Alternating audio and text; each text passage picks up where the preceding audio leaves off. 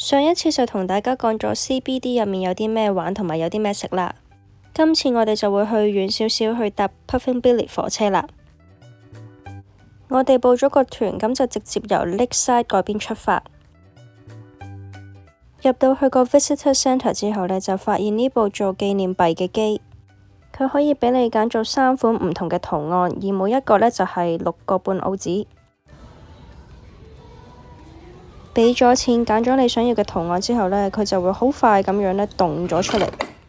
我自己就買咗2號款同3號款，咁2號款就係 Melbourne CBD 嘅 Flinders Street Station 嘅圖案，而3號款就係 Puffin Billy 火車嘅圖案。喺 Visitor Centre 買完紀念品之後呢，都差唔多去到4:30，我哋要上車嘅時間啦。車飛係會幫你劃分咗你係去邊一個嘅車卡，咁但係去到入面呢，就係要你自己揀位嘅。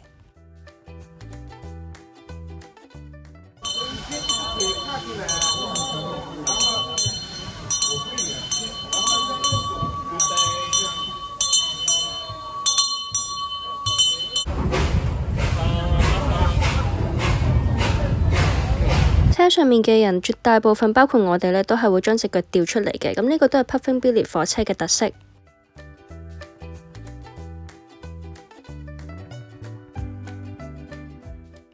去到某啲位其實都幾近市區嘅，好搞笑，有啲途人沿途見到我哋都會同我哋揮手打招呼。去到每個站都會有個月台台長同我哋吹下水啊，敲下鐘咁樣。離開咗月台之後呢，都會有一啲嘅樹林景。望住架火車都會有一種好似喺哈利波特入面去霍格華茲嘅嗰個視覺感咁。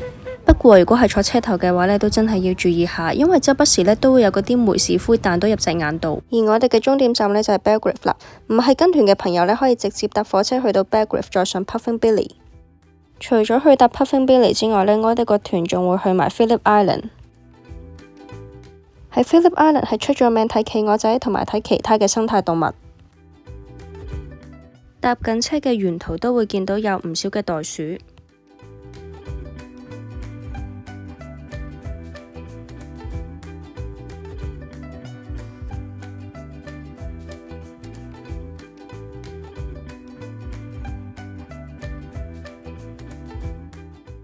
咁啱俾我見到一隻食緊草嘅袋鼠。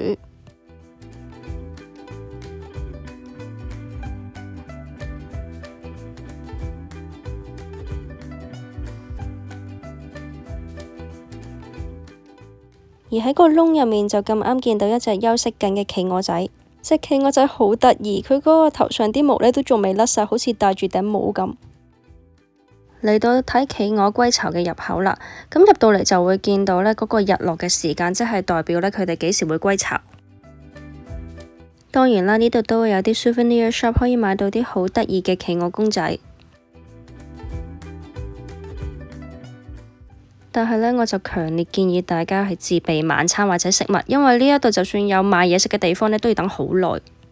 預返差唔多時間就可以出去睇企鵝歸巢嘅地方啦。不過依家為咗保護生態，防止有閃光燈，咁所以呢，入面日落之後係唔俾影相嘅。咁好彩我啱啱入到去嘅時候呢，都未日落。啲企鵝仔真係好得意。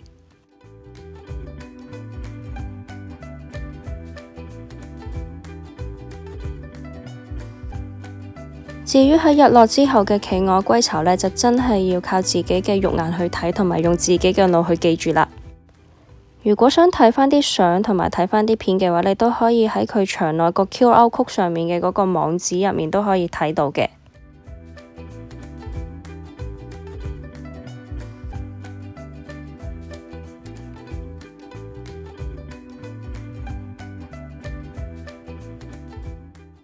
去到另一日，我哋又報咗個團係去 Great Ocean Road 大洋路，由市中心出發，經歷咗大約3個鐘嘅車程之後呢，我哋就去到十二門徒石附近搭直升機啦。最短嘅機程亦都係我哋今次搭嘅機程呢，就係16分鐘，咁都要成175蚊澳紙每個人。每架直升機計埋機師就總共會可以坐到8個人，咁所以都有機會呢會同到其他嘅人一齊搭同一架直升機。沿途機師都會講解下我哋周圍睇到啲咩，不過老實講呢，就算戴住個耳機，我都唔係聽得好清楚。我自己再上網睇返呢，就算係喺香港搭直升機呢，都要成幾千蚊，而喺呢度呢，用大約千幾蚊嘅港紙就可以搭到直升機，仲要係睇到一個咁宏偉嘅自然景觀，咁所以我覺得呢都係一個幾值得嘅體驗。呢度嘅石陣係由於多年以嚟受到海浪侵蝕而形成嘅石灰岩組合嚟嘅，亦慢慢演變成澳洲一個好著名嘅自然奇觀。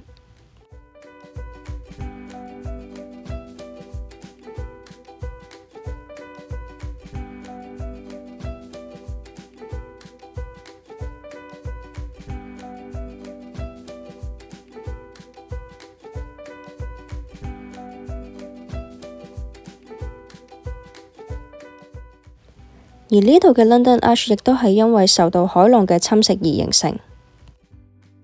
話咁快3個字嘅機程就完成咗啦。搭完直升機高空俯瞰完12門徒石之後呢，而家就輪到比較近距離咁樣去望12門徒石啦。啲海水真係好清，再加埋嗰一日嘅天氣呢都真係好好，就咁肉眼睇呢，根本就好似同 postcard 上面嘅景呢係冇分別。雖然話就話係12門徒石，不過而家目前僅存嘅呢，其實只係得8個。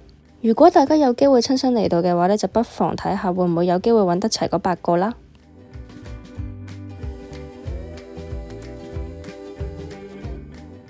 去完12門徒石之後呢，我哋就繼續喺大洋路出發啦。喺沿途嘅樹上面呢，導遊都揾到幾隻嘅野生樹熊。嗰次亦都係我第一次唔係喺動物園嗰啲圍欄之下見到野生樹熊，好難得地呢見到佢由原本微微擘開隻眼去到入睡嗰下，真係好得意。樹熊平均每一日都會瞓成18至20個鐘，而原來佢哋平時所食嘅尤加利葉呢，本身都係會帶少少毒性，同埋會有少少嘅麻醉性質，所以就令到本身新陳代謝慢嘅樹熊呢行動更加緩慢啦。而喺大洋路呢度呢，都途經一個叫做 Lorne 嘅小鎮，呢度係唔少本土澳洲人嘅度假地方，亦都吸引咗唔少嘅衝浪者過嚟衝浪，咁所以呢度呢，都有一個叫做衝浪天堂嘅美譽。不過今次我哋就只係喺度 break 一 break， 咁就冇喺度停留好耐嘅時間啦。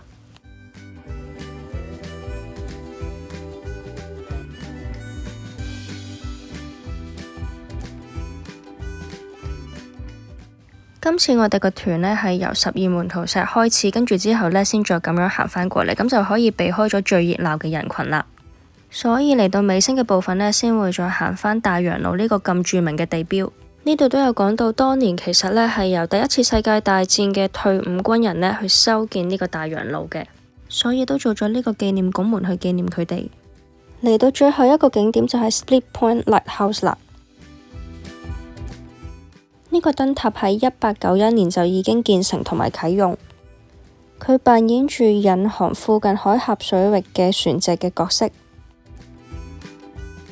大家都可以喺附近睇到有關呢個燈塔嘅歷史。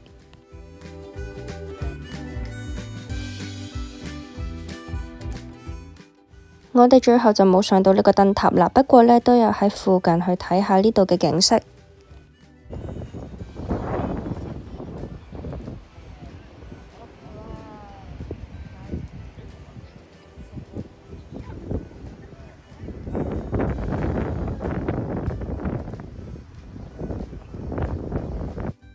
搭完 Puffing Billy 火車喺12門徒石嗰度搭埋直升機，再睇埋咁多唔同嘅動物之後呢，我哋就去 Flinders 嗰度望下海啦。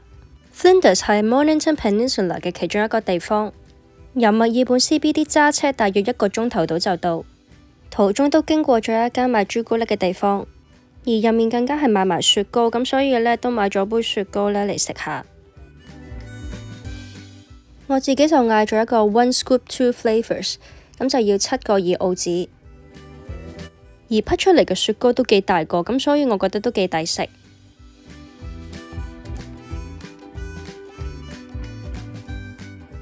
鋪頭入面更加有賣呢個成 kilo 嘅朱古力，我自己都係第一次見咁大餅嘅朱古力。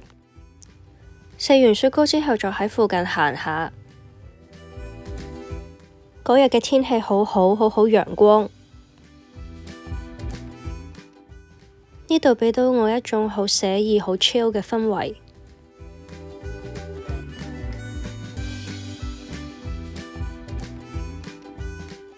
行咗一陣之後，我哋都去望海嘅地方。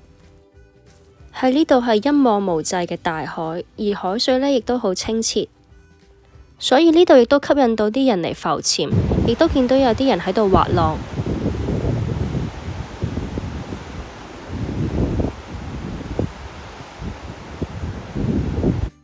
嗰日咁天朗氣清，我哋仲見到有人喺附近玩滑翔傘。距離呢度大約10分鐘嘅車程就會去到睇 Blowhole 嘅地方啦。呢度岸邊嘅岩石因為經過海浪長期嘅侵蝕而形成唔同嘅岩洞。當海浪擊打岩石，再經過呢啲岩洞之後呢，就會形成一啲後起嘅強烈水柱，所以就叫做 Blowhole 噴水洞啦。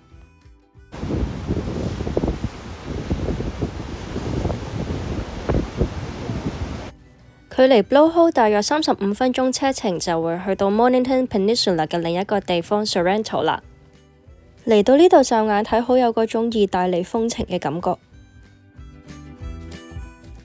喺呢度就試埋 Vanilla Slice， 呢個係一個澳洲甜品，有一大嚿嘅 Vanilla Custard， 上面再滲啲糖霜，自己就覺得都幾甜同有啲滯，咁我哋5個人呢分就啱啱好。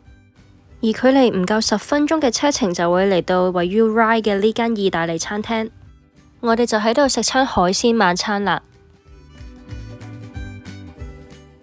一開始佢就俾咗啲橄欖油俾我哋點麵包，啲麵包都好鬆軟，好好味。前菜我哋就嗌咗呢個炸飯團，入面有 risotto， 有啲 mozzarella cheese、番茄碎同埋有啲香草，都幾開胃。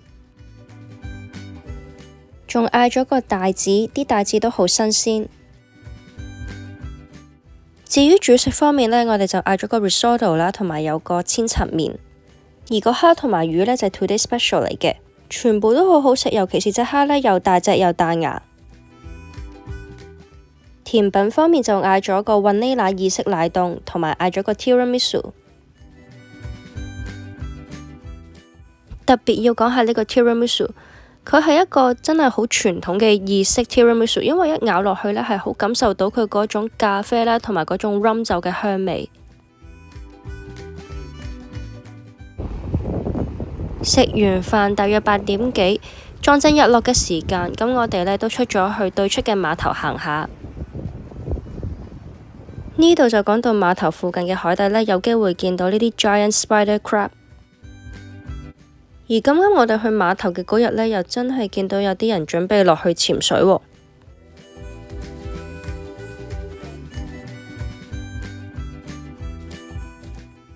去到第2日都要搭飛機返香港，完結呢個7日6夜嘅 Melbourne 之旅啦。總括嚟講，今次去 Melbourne 呢，可以去到好城市化嘅 CBD 啦，亦都可以搭到直升機睇到唔同嘅自然奇觀，更加可以睇到喺香港好難見到嘅野生動物。所以我覺得今個 trip 真係好豐富。